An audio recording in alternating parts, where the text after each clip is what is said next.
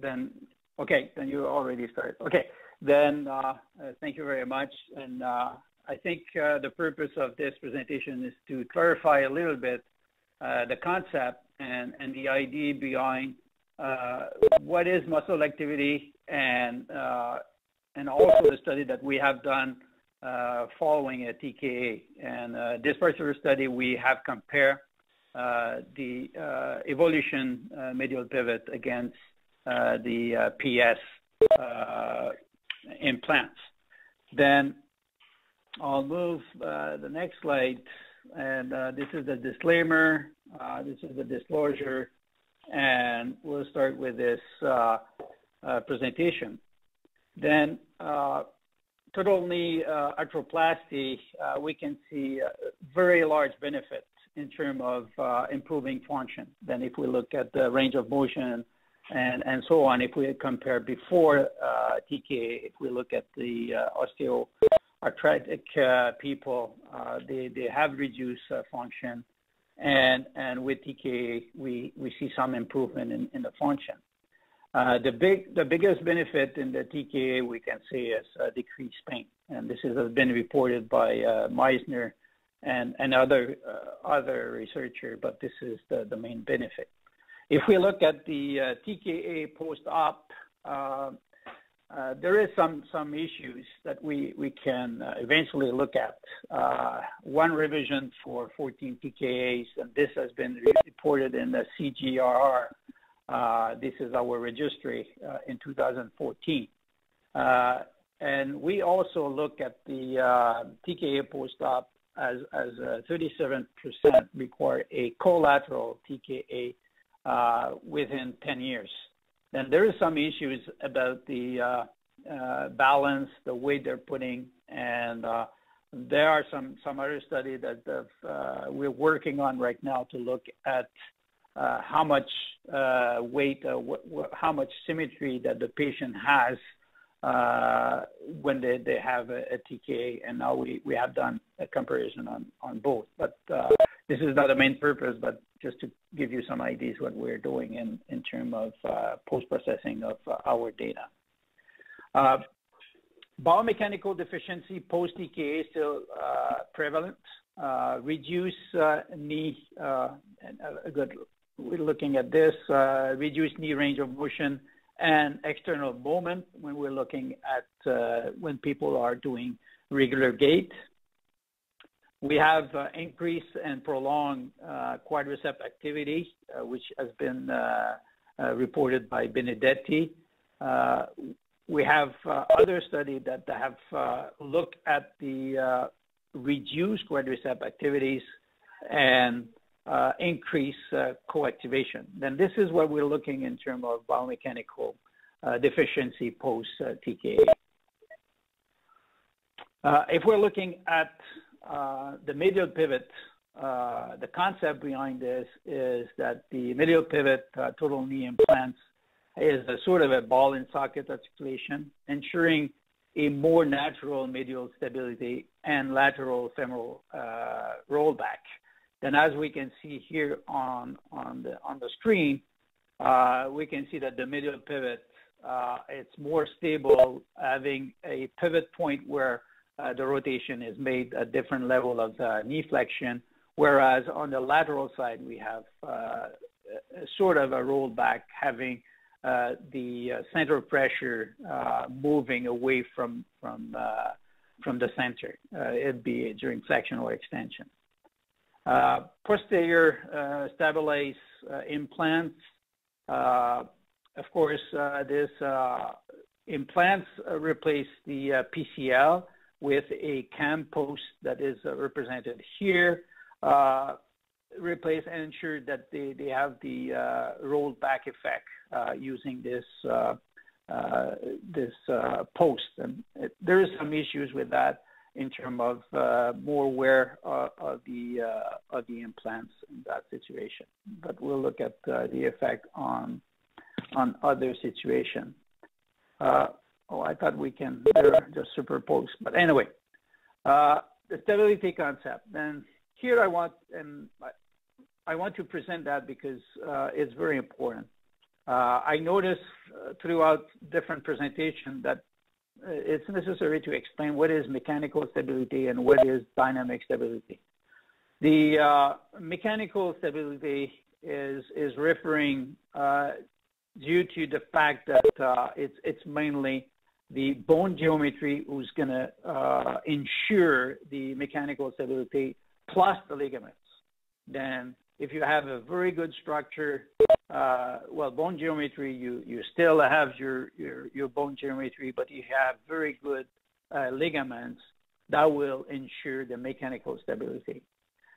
Is it enough to keep your joint stable during motion? I would say no. I would say that now you have to move to the dynamic stability, which is provided by muscle contraction and mainly muscle synergy. That means when you need to extend the knee, you need to produce a knee extension, and when you need to produce a flexion, you need your flexor to produce it. But there is a sort of balance between the two main type of muscles, and they have to work in synergy. And this is the most important part. This is why we want to look at this aspect in terms of muscle synergy, muscle activation, to see if this dynamic stability is restored with the TKA. After TKA, then what is the effect? What is the effect of the implant? Then here, what we want to do, in fact, is make a comparison between the two types of implants and comparing the biomechanical function and muscle activity of TKA patients, having advanced or evolution medial pivot and posterior stabilized implants with compared with LT age match control during level and incline gait. And we use both to be able to compare. Then our demographics is control. We have 9 control, and when you see in bracket, it's 6 male, 3 female, 65 years old, 27 BMI, and of course, no post-op, not available. MP, we have 10 MP, 9 male, 1 female, 62 years old, 28 BMI, and we have tested them 11, in average 11 months after their primary TKA. The the PS, we have 6 PS, 5 male, 1 female, 60 in average, 68 years old, 30 BMI, and we have tested 10 months after post-op. All those parameters, demographics, are not significant, and they're comparable. Then the inclusion criteria are listed here on the right-hand side. Then what we have done is mainly we have used motion analysis to look at the 3D motion, ground reaction force to measure forces applied on the ground, muscle activity measured by electromyography. We use the quadriceps. In the quadriceps, we use the vastus lateralis, vastus medialis, rectus femoris. On the hamstring, we look at the biceps femoris and semimembranosus. We also tested the gastrocnemius, but in this presentation, we will not look at the gastrocnemius because I think it's not fitting in the analysis very well. Then the equipment for the EMG, we use those probes. They're transmitted by Wi-Fi, and here we have infrared camera that picked up the motion. Then if we look at the first part in terms of protocol, we ask the patient to come in. We ask them to contract what we call the MVIC, the maximum voluntary isometric contraction, and we ask them to produce as much contraction that they can. And here you see the representation. We don't have the rectus femoris, but we have it put about here. This is just for demonstration. It is one of the lab coordinator who's we use it as a subject for the picture. Then we have the vastus lateralis, vastus medialis, here we have the bicep femoris semimembranosus, and we ask them to contract as much as possible. Then we have done a small video just to show you the intensity. Just on 3, 2, 1, go. Push. They contract. We record the muscle strength here by a handheld dynamometer that we can measure the force, and at the same time we record the EMG. And we have a second video showing for the hamstring is the same principle. We ask them to flex as much as they can, and how they contract. We record EMG here and record the muscle strength. This is an important part of the study. Then after that, we ask them to do 5-gate trials. Then we have the level, they go underground, and they go uphill and downhill this ramp. This ramp is about 12.5% incline, and this is the maximum that we're allowed to do when we create a ramp in Ontario based by the construction code. Then that's why we use 12.5% of incline. Then here the video is to show the patient walking. All right, go ahead. As you can see, they're walking, stop. They're all instrumented. They're all markers that we can record. Joint angle from the hip, knee, and ankle, and we record on those boxes. This is the force plate that we record the ground reaction forces. Then the patient is doing 5 trials like this. We're recording information, and at the same time we have the electromyography, the EMG recorded, that as you can see here on the subject. Then processing. This is the most important part to understand the concept. That what we are interested here. I'm going to use my pointer again. The blue line represents our raw EMG signal. And we want to convert our raw EMG signal to what we call a linear envelope, which is the red line. Okay, this represents for us the information that we can process. Then we can get, for example, the peak of the information here, or we can get the muscle contraction in total. But before going to that, what we do is we normalize. Then we take the first part of the protocol where we have the MVIC of the EMG. We take the highest or the peak of this information, and we measure or we divide this by the linear envelope, the LEMG, which is the linear envelope. Then we have the peak divided by linear envelope divided by the MVIC in percentage. Then now we have this signal. Okay, then we take two information about the signal. We take the peak of this, it's what we call the peak linear envelope, or we take the signal we take the whole signal that we have here, what we call the total EMG signal, which is in fact the integral under the curve. Then we have all this information recorded. And this is the two pieces of information that we record and to compare we compare between the two implants. And this is what we do. We have a non-parametric because we have a small sample size, and this is to test the group effect. Then we want to see if there is any change. The results. Looking at the results, we can see in extension, if we look at the force generated by the two groups, then I want to give you the information that I have here. The gray represent the control, the red represent the EMP, and the black represent the PS. Looking at the knee extension, for example, we can see that the MPR, it is not significant, but it's slightly stronger than the PS and the control.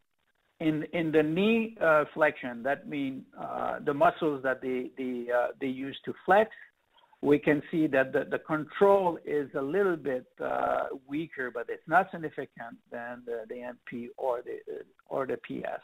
But I would say the biggest difference here in extension is very important is to look at the MP that is a little bit stronger compared to the PS. This is one piece of information. If we look at the MVIC, and this is the EMG signal, if we look at the BFSM, we can see that the MP is a little bit stronger than the other group. Nothing significant again, but still a little bit stronger.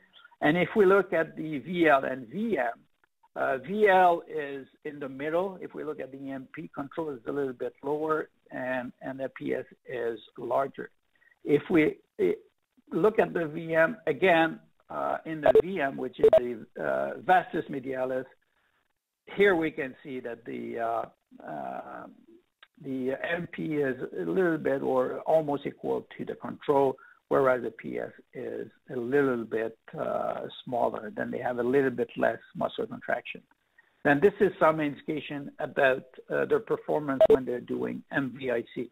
But don't forget, this information is our divider. This is what we divide our signal. Then if we have a strong signal here, which is the divider, then we can understand then for a task where we do level locking and we have less muscle activity, then we can imagine that that's why our percentage of contraction is a little bit lower. Then looking at the data mainly, and now we have quite a busy slides, but I think I'll guide you through this. We're going to look mainly at the peak information. That means in this situation we're going to look at the total EMG produced for the whole cycle during walking. We have the first part is ramp down, level, and ramp up. And if we're looking at the data, mainly what it shows here in this situation, and what we're looking on the top graph here is the quadriceps. Then we have just presented the vastus medialis and vastus lateralis. And what we can see, ramp down, the MP has a little bit more muscle contraction, but almost and ramp up, the VL has a little bit more contraction. But all the rest, when we're looking at the MP has a slightly less contraction in percentage. And don't forget, we divide by the MVIC. That means if we look at this situation, especially for the VL in the level and if we look at the ramp up or the ramp down, we can see that the MP has a little bit less percentage of contraction for this particular task. I mean, we're looking at ramp down, level, and ramp up. Where we have significance is and compared to the PS and MP or to the control, the VL is less active for the medial pivot. We have the same for the level walking for VM, and for the ramp we have the same, but here is only significant with the control group. Then this is what we can see in terms of significance. Here we have some significance in terms of the hamstring muscle, but we have far less from the hamstring muscle than the quadriceps. And this is the first slide. If we look at the peak muscle activity, and the peak muscle activity is just showing one particular point during the contraction, which they use more. In this situation, we can see that at the peak they're using far less, especially for the VM, far less contraction for the MP implants compared to the PS. Look at the PS here is very large. We have the VM again here. It's significant in both as a control and PS. The VM is smaller than the PS, and it's the same here for for the ramp up. Then for the three major activities, ramp down, level, and ramp up, the MP implants showed less percentage of muscle activity than the PS.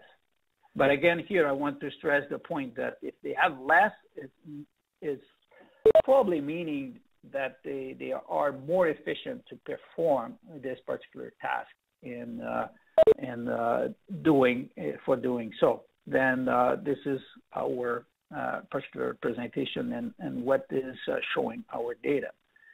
In terms of discussion, the MP group activate their VM muscle to a lesser extent for all walking conditions compared to the PS group, indicating that the MP group is more efficient with this muscle since they have to activate less of the muscle to achieve the same task.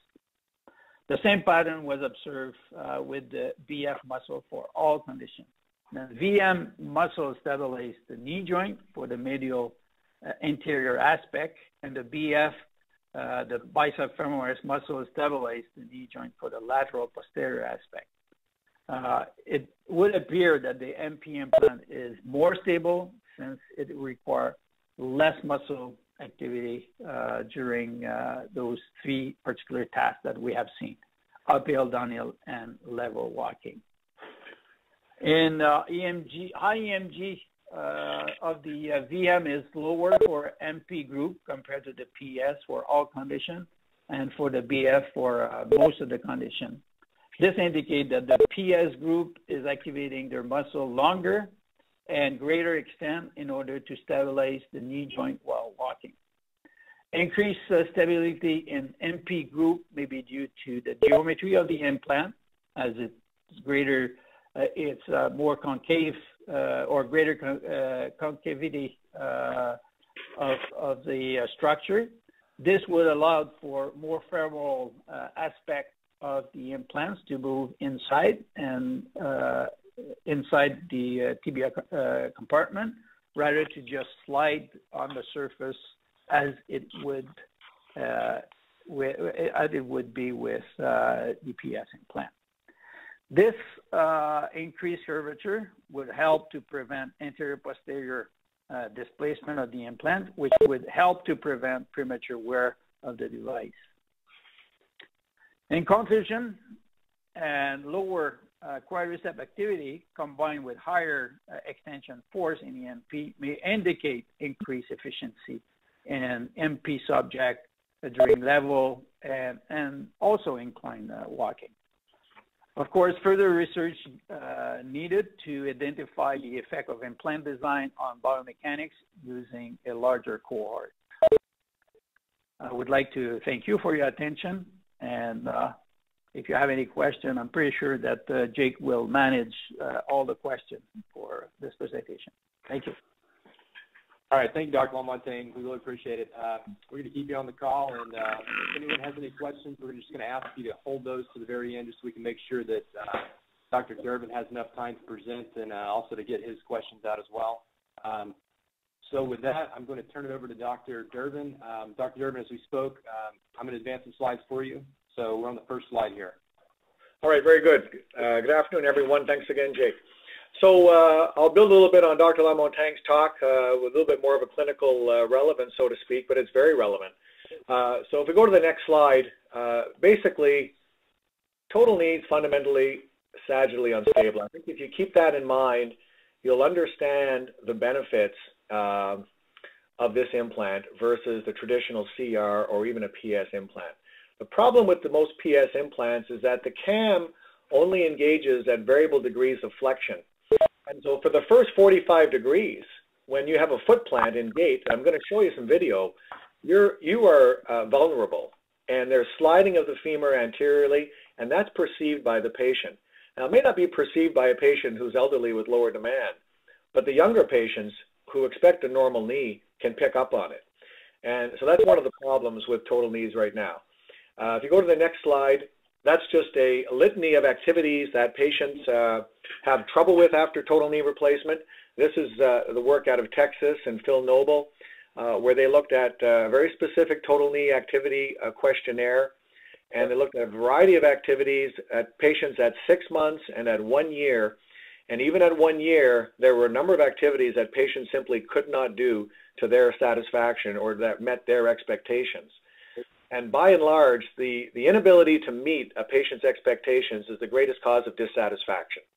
Now, how do you manage that? Well, we can dampen their expectations, diminish their expectations to the point that they're just lucky to be walking, but better to have an implant that can maybe meet the demands of a little more activity, especially in the functional and the flexion plane. So that's the problem. Next slide. So all implants relieve pain. Mario told you about that. They're all quite durable. Today's patient expects age-appropriate activity, and those are the things that were picked up as a problem in Noble's study. Let's go to the next slide. The knees can be noisy. They can be unstable going downstairs. Unexplained pain is a real bugaboo, so I'm not going to blame that on being implant dependent, but because there are multiple variable causes for it. But subtle instability that we can't pick up with clinical tests, I think is a sign of problem total knee, and there really is no good clinical test for it. But as an aside, one thing when you're talking to your surgeons is if they are CR or PS users, ask them to do anterior drawers on their patients. So up at 90 degrees, that's a typical test for ACL instability. Of course, all ACLs are cut with total knees except for some of the newer designs that are bicruciate sparing. And most of those knees are going to slide quite a bit. And admittedly, it's in flexion. You can imagine that's happening in extension. And if they then go to a medial pivot design and they try and do the same thing, they're going to notice a big difference. And that anterior drawer is going to be significantly reduced because the sagittal conformity in the AP plane grabs onto that femoral condyle, and there's much less slide anteriorly, posteriorly. So for those surgeons who are contemplating trying it and looking for reasons to consider it, first of all, listen to their patients, and secondly, they should examine, and even when they're doing a total knee in the room, just play with the anterior posterior instability and see how they feel. Next slide is gait and TKR 101. Let's go to the next slide, and we'll run the video. Oh, let me just go back. I'm running it here simultaneously on my side. Sorry. Jake, if you go to the next slide, where it just shows the pictogram of what it is. So the knee flexes as you make a step forward. For you not to fall over, your quads has to contract to hold you.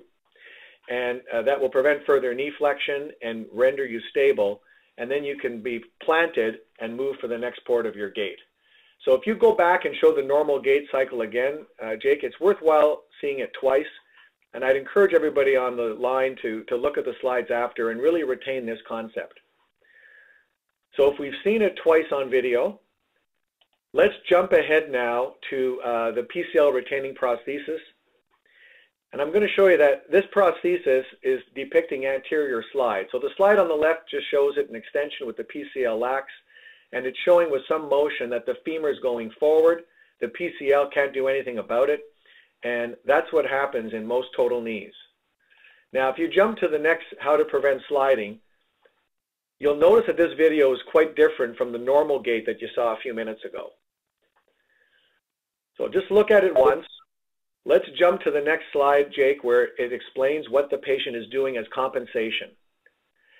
They can't flex that knee as much anymore because they feel unstable, and the quadriceps is not in a mechanically advantaged position because the lever arm is shortened. The femur has slid forward, and now the quads can't work as well. So what does the patient do? They have to lean forward so that their body weight is not behind their knee joint, and they have to shorten their stride. Go back again and watch the video one more time for that quads avoidance gait. So go ahead and run it a second time and just look there now how that patient wants to almost hyperextend the knee backward. I mean, in its worst form, you have a polio patient or a patient with no quadriceps, and that's how they walk around. They have to hyperextend their knee because their quads are just not functioning. This is happening to various subtle degrees in patients with total knees, and particularly the higher demand ones that might pick up on it. If they're super fit and their quads are in tremendous shape, they may not pick up those subtle things. But some of your more elderly patients who still are active and in good health want to walk around, they have limited quadriceps reserve. So that functional disadvantage that sagittally unstable knee gives them is going to be a burden for them. And so this is where I think the pivot design is come into play. If you go to the next slide where instability sliding forward, that video should run automatically, and maybe you'll have to click it a couple of times, Jake, but it will show the arrows, the initial contact and extension, and then as the patient flexes, you see the femur is actually going forward, and that's not what's supposed to happen. It's the other way around. The femur is supposed to slide back so that the tibia can flex more freely. That's rollback, and that's not what's happening. And some of this problem with anterior slide was picked up only by video motion. And then it became apparent with, next slide, MRI, or sorry, at the bottom of that, the while in vivo, and I think Dr. Lamontagne may have shown you this. This is now being pretty well accepted now as the kinematic reality of the knee joint. A central medial pivot and a rollback which is almost entirely on the lateral side, except for the last 15 to 20 degrees of flexion. From 120 to 140, there's no way a knee can get to 140 unless there's a little bit of rollback, even medially. And as an interjection, sometimes the knee is criticized for not permitting full flexion.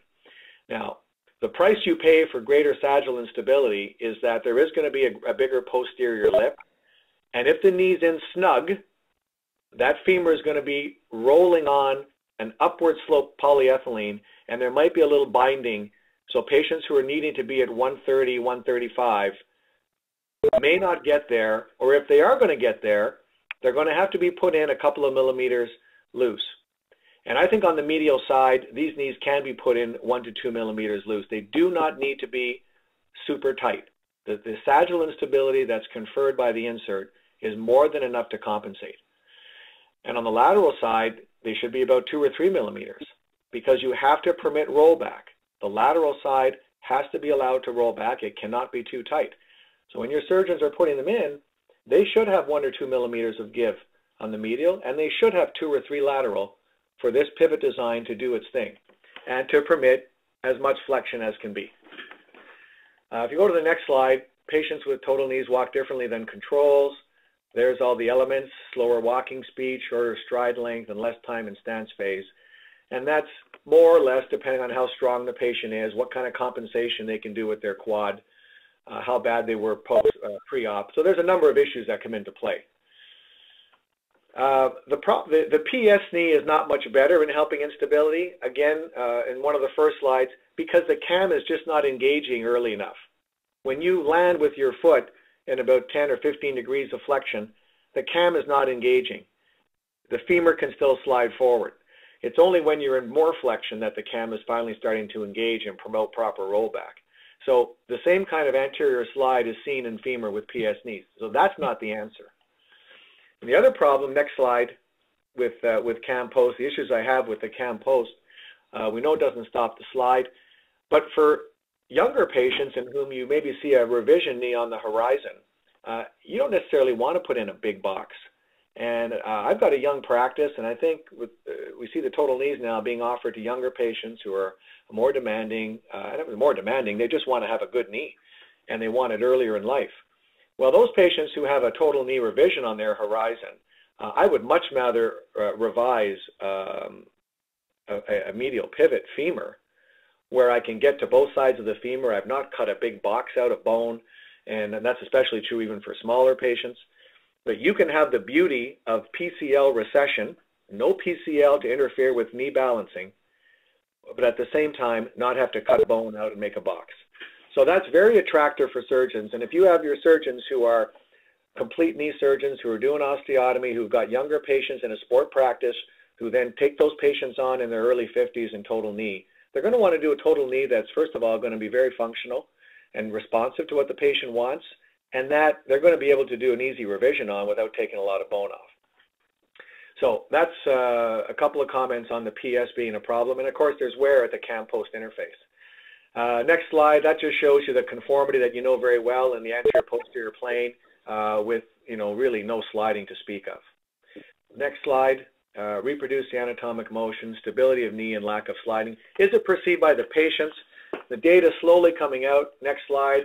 You probably all know this study. It's probably mandatory that you do, but it was Pritchett's study going back a fairly significant number of patients with a variety of knees. And, you know, the bottom line was that when you asked the patients, you had a greater preference of the pivot over the PS design, the cruciate retaining design, and the mobile bearing. Admittedly, there was equivalence in terms of whether they liked the bicruciate sparing, and I'm not sure if the newer designs are going to provide anything similar or not, but it may be that with cruciate ligaments intact, it does go along with the thesis that retaining some sagittal stability to the knee is important for the patient, and they perceive it. Well, the idea that you just cut the ACL indiscriminately and put in a total knee without a price to pay is not true. You have to make some concession for it. Either you keep them, or you have a sagittally constrained knee like the EMP. Last thing before we go on to two last slides is some surgeons will say, well, I'm really concerned about all that constraint. You know, they're taught that the more constraint between the femur and polyethylene articulation, the greater stress of forces transfer to the bone implant interface. And that's a reasonable question in their mind. The good news is that there's now 15 years plus data with Advance that there's no longevity price to pay.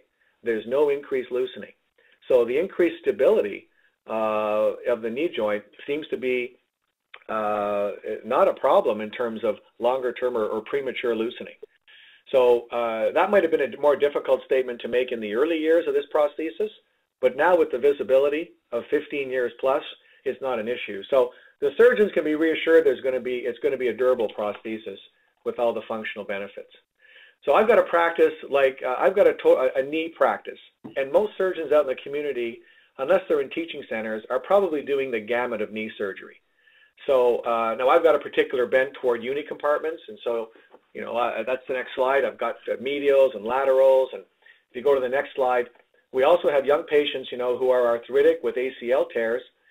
Now, in some of the more active ones, in the second point, if the OA is isolated to medial compartment, I will do a combined ACL medial uni. You've got someone who's 42, 43, you're a little reluctant to do an osteotomy. That's not a bad operation, but the second they've got fixed subluxation, fixed flexion contracture, a knee that is nowhere near have a chance to succeed with a CR knee.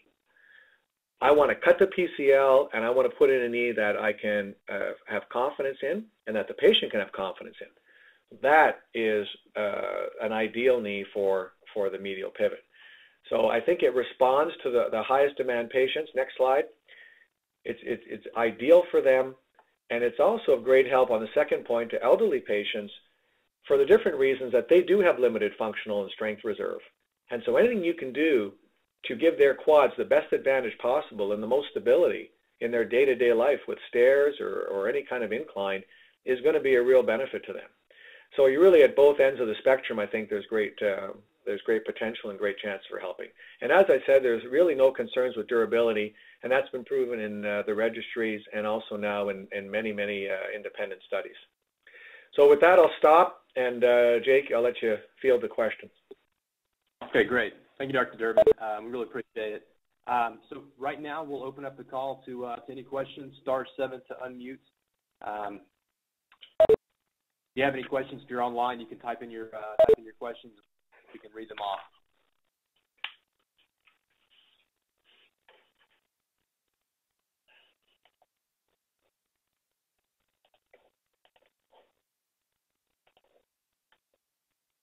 Okay. *7.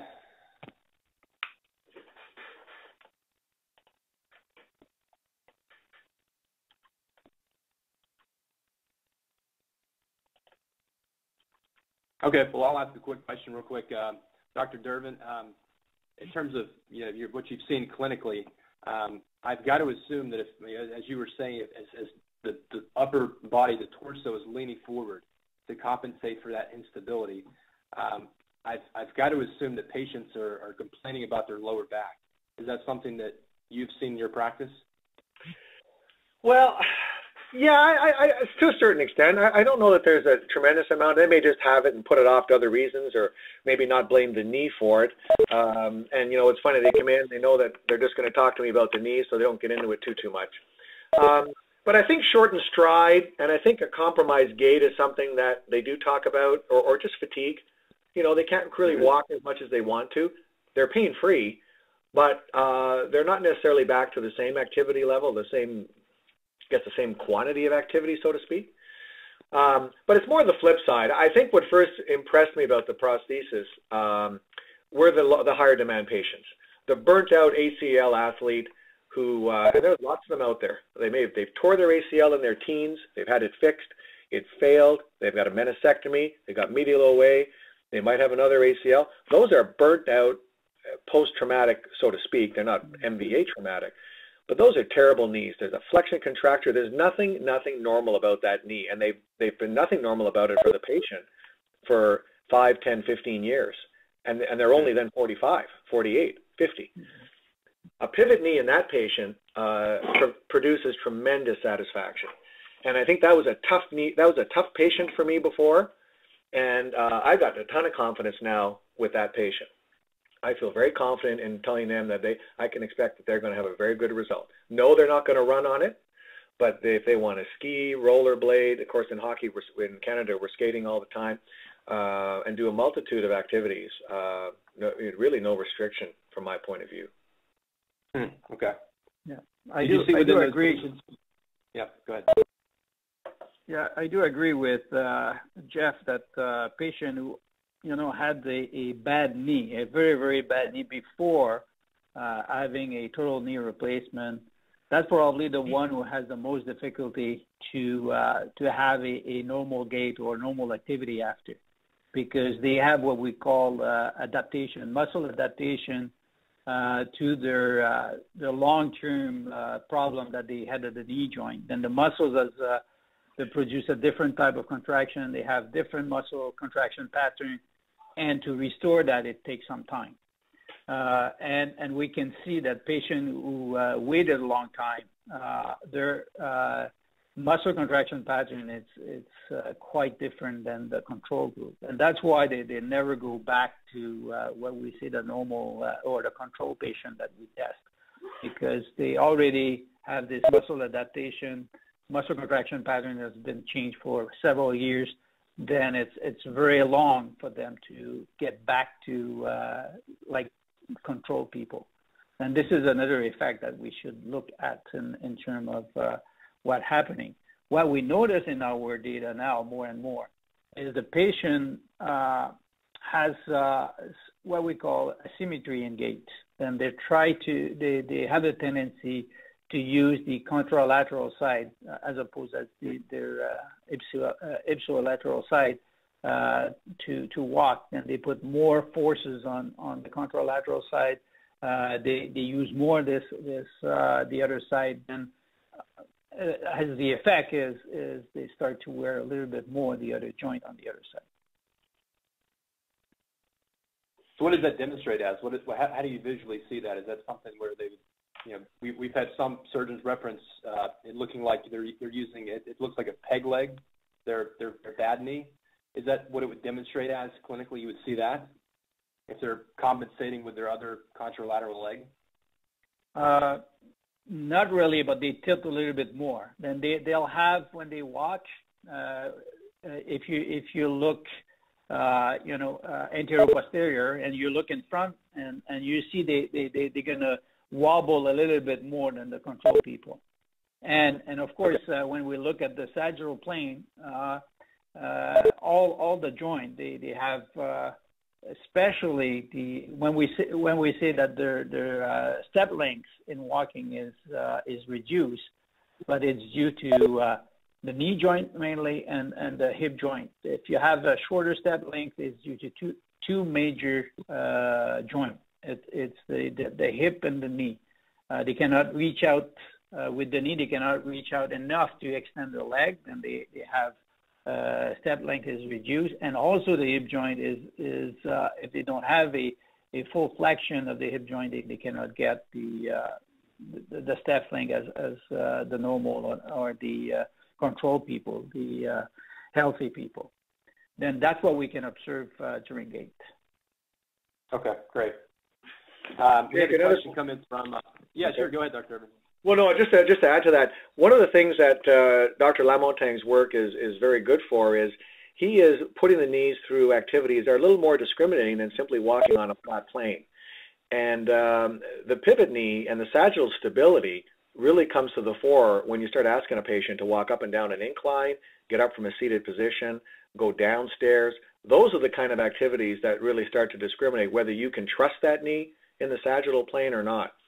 And so that's why I'm excited about his data. So we're on to phase 2 of the study. But that's something to keep in mind, for your sales force, is that, again, this is the kind of implant that I think is going to meet the match of the more demanding activity. And that's without even uneven ground or, let alone things like golfing and all that, which are very, very hard to really demonstrate in a laboratory setting, although maybe someday we'll get there. But anyway, I'll stop it there.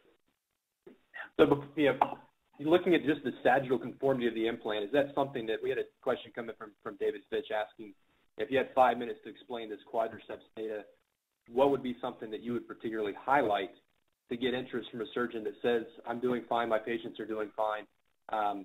What exactly would you, describe to catch their interest? Well, I think you just say that, again, it depends. I think you probably go to the more discriminating patients. I would say that you'd have a hard time convincing someone that a 73-year-old or 75-year-old community ambulator who is walking around the block at most, who had a terrible knee, is not reasonably satisfied with the standard CRPS knee. They're walking around flat. They may be living in a bungalow. They may not be doing stairs anymore. I think you turn the question around and say that may be so, but there's good evidence now on video cam about anterior slide. There's clearly good evidence that there's paradoxical slide about what the normal kinematics of the knee are and that the sagittally conforming insert preserved them. And there's the preference study. I think you make a case that, do you feel the same way about your 53-year-old, your 55-year-old who wants to golf, who wants to go up and down hills on the golf course and that kind of thing? Yeah, I mean, they're resistant to change. I don't know many surgeons who, once they've started using it, have said, oh, this is not right. I mean, they just got to see what it's like. And I would say, maybe you go to them and say, look, okay, maybe get used to the prosthesis in a couple of easy knees, but really it's going to come to the fore with the real bad knees, the real bad ones. And particularly the ones that are contracted, like it depends. If some guys are, I guess in the U.S., you're a large users of PS, so it's a little bit different. Many other countries, it's usually 60-40, 50-50, but for a CR user, this is a great alternative for a bad knee. 15, 20 degrees flexion, can't get it balanced, severe varus. To be able to cut the PCL and have this thing pivot around the medial side, this is a terrific knee for that patient. So, that you have to appeal a little bit to the data and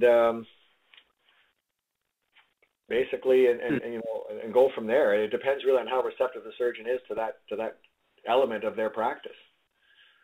Right. But you feel that this will be an implant most suited or better suited than others for the sports med surgeon.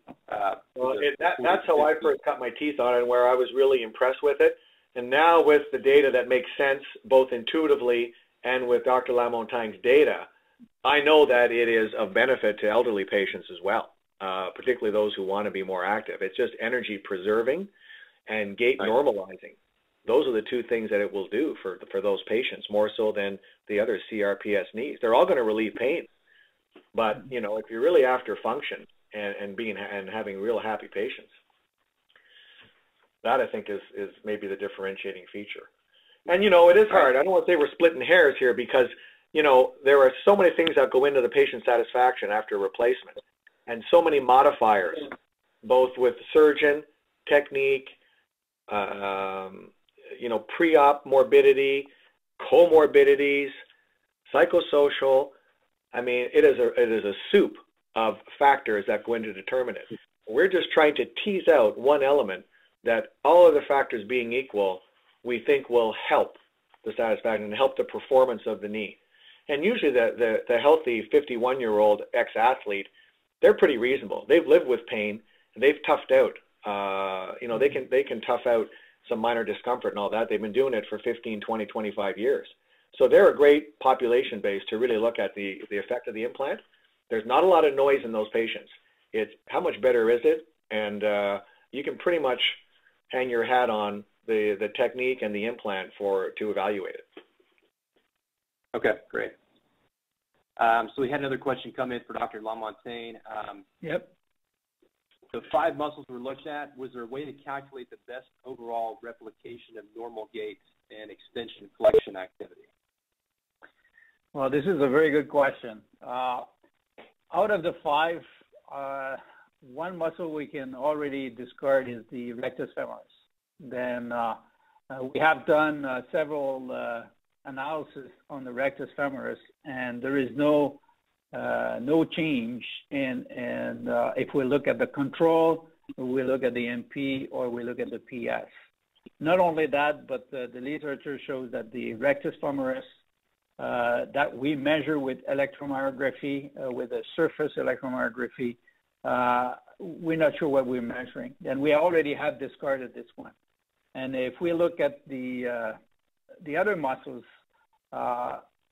there is a way that we want to look at right now, and we have not finished the analysis. And as a matter of fact, I was looking at the data this afternoon with one of our master students. We're looking at muscle synergy. That means we want to compare, for example, we want to compare the vasti with the hamstring, for example, and we want to look at the co-contraction. Is it more or less? And this is probably the best measurement that we can look at if they contract with very similar to the control group. And that will give us sort of education, because if the quadricep is contracting too much compared to the hamstring, that now you have the unbalance between the two compartments. I would say anterior and posterior compartment, and that will be creating a sort of an unstable knee. Then what we want to do is to have the right balance, to have the right muscle contraction.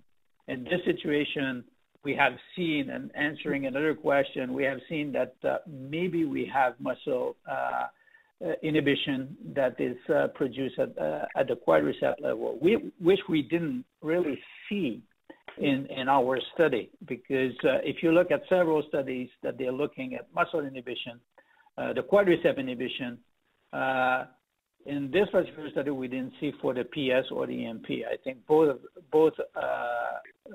groups contract their quadricep with pretty good strength compared to the control. Then they're at the right level. I think we should see other cases, maybe very severe cases that they're coming pre-op and they got a CR or other implants, and now we can see quadricep avoidance or inhibition, but in our case we didn't see that. Logically, we should look at this as a ACL deficient, because of course the ACL has been removed, and they should react the same way. But again, the literature is not very clear about this quadricep avoidance, even for ACL deficient patient. Now, that was another Dr. question. Yeah, Dr. Durbin, have you seen in your practice similar results between the patient coming in, they just tore their ACL? Does that patient, pre-op, present the same as the patient post TKA in terms of that instability? You mentioned the drawer test as well. Is that something that you've seen? Well, it's a little bit different, because the patient who tears their ACL, they can generally compensate reasonably well with regular gait, just regular gait. I mean, they get compromised when they jump and land, and they got to do a pivot in sport, and they start to shift, So a young, active patient who's in good health with a relatively normal knee, normal articular surfaces, concave femur on the medial side to hold it there, they can tolerate it reasonably well just from a gait point of view. And I think the total knee ones, I think it's more when they get on stairs or coming down inclines. especially, that's when things start to get a little slippery. So it's hard to make a complete parallel with it, but that's probably the closest that I can describe it, you know. They are a bit of a different population. Right, sure. I wanted to touch on one more thing really quickly. We're kind of up against the clock, but Dr. Lamontagne mentioned mechanical stability and dynamic stability. In your practice, you know, with other traditional knee designs, is that more or less the line of logic you'd like to take, you know, other surgeons down? If you're looking at just an implant and you're trying to decide where the mechanical stability comes from, I think that would make a pretty compelling case for the medial pivot against other implants with that sagittal instability. Yeah, no, I think it's true. And I think whether they do the drawer at 90 degrees or they do a little Lockman at 15 or 20, I'd encourage your staff to tell them to, now of course they got to do a pivot to first of all see it, but if they're not doing it now, then they should do it with their total knee and with the standard total knee that they're doing. Do it at 30, do it at 90, see what kind of anterior play they have, and you know, let them kind of see for themselves that, you know, that knee is sliding. And then at the same time, remind them that the video fluoroscopic data is showing paradoxical slide, complete kinematic opposite of what should be happening, and some of the dissatisfaction with unmet expectation and activity. I mean, you got to weave the whole story. But, you know, it's tough because you're talking about an operation that generally is very successful and is, you know, creating a lot of happy patients. But, you know, I think the niche area for this prosthesis is in the bad knees, in the active patient, destroyed knee, no hope that a CR will get the kinematics anywhere near. You're never going to get the joint line back perfectly. So then it's beautiful.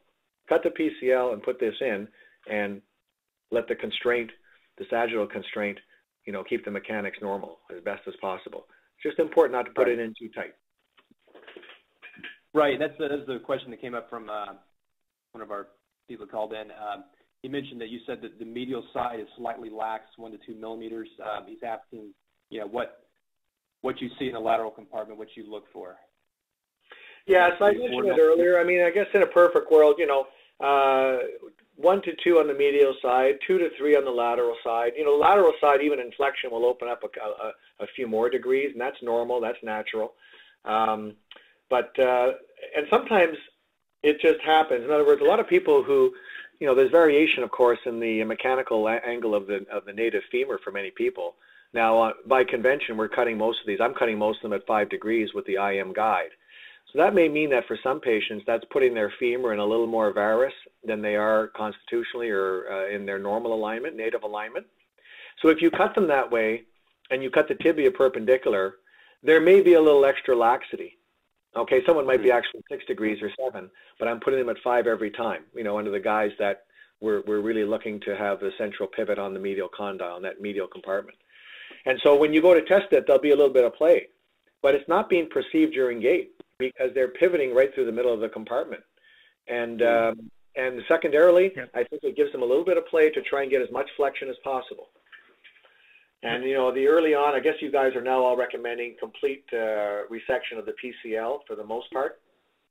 I don't know if that's the case or not, if you're letting surgeons individualize it, but I mean, I can't think of the last time that I, you know, kept much of the PCL with an ES insert.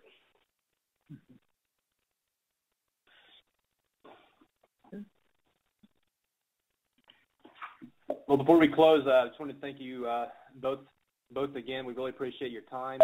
We'd like to open it up just really quickly again, *7 for any questions before we close out here. Again, this is recorded, so this will be on e-media for you to listen to. But before we close out, *7 for any questions.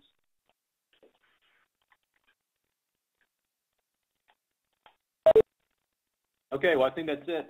Again, Dr. Durbin, Dr. Lamontagne, we really appreciate the time you put into this. We hope to use it again in the near future, but if you have anything else to add, we'll close off here. Well, thank you very much for listening. I think it was nice to hear Dr. Durbin and his presentation, and I think looking in the future for a bigger cohort, it will be more interesting to see if we can detect some of the effect, even on the functional aspect, to see if they reach a little bit larger range of motion, or looking at the more normal gait. But I think I'm looking forward to present in the future research that we're looking at. Yeah, no, I agree. And the last thing is, I'm not sure if Mario presented that, or discussed it, but of course, if PS knee was the other comparison. So some surgeons will say, well, look, it's a single radius knee as well. So they might be doing a single radius CR or PS knee. And they'll say, well, why do I need to go to the pivot? And so we'll see. But his preliminary data showed that, no, it was the constraint that kept the medial side stable that made the difference, whether it was a single radius or not. So you really need that element to go along with it. And so, you know, in phase 2, we're going to have a multi-radius femur to compare to, but I think his design his early data, with small numbers even, was still pretty compelling. So that was with the triathlon, Dr. Irvin. Was that something that you had to put in tighter than the medial pivot? Was that something you noticed? Oh, I don't know that I intentionally tried to put it in tighter, to be honest. But, you know, I mean, here in our country, you know, you're on contracts with different suppliers, and we just so happened to be on contract with Stryker for those 3 or 4 years. They won the bid, and that's the knee that was going in on a regular routine basis. And now we're with Next Gen. But no, I don't know that I've changed the technique that much. Okay. What's been the early results from the Next Gen? Well, we're just going to get going now. We finally took a while to get us approval, to be honest with you. We're just starting to recruit, so I think you're going to have to wait a little while. Okay. Unfortunately. Yeah, I know. All right, well, we're going to close out here. We really appreciate your time again. Again, everyone listening on the call, this is going to be recorded, so we'll post this for you to view and listen to. If you have any questions outside of this call, feel free to email those in, and we'll forward those along and get back to you. But we appreciate your time this afternoon. Have a good afternoon. Thank you. Appreciate it. Bye, everybody.